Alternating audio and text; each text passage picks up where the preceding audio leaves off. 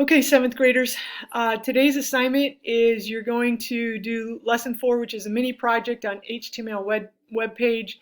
I want you to do the review of 2 and 3 and try to do the challenge lists. That'll help you when you get ready to do circle 4, which is going to be your code. So what I want you to do per my instructions is to think of just a page that you want to put together, and you're going to code it out.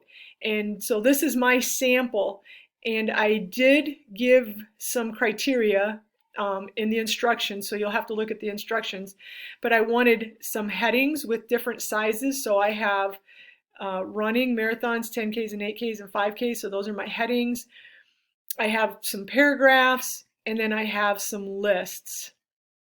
And I have the unordered list, and I have a numbered list down here. So this is what yours should look like if you follow the criteria. Again, make sure your page is about something that is school appropriate. The one thing I wanted to show you is you'll notice that I have a little bit of pink down here, and pink means that there's an error. And my error is, or it's not really an error, I'm just technically not done coding. What I forgot to do was close my ordered list.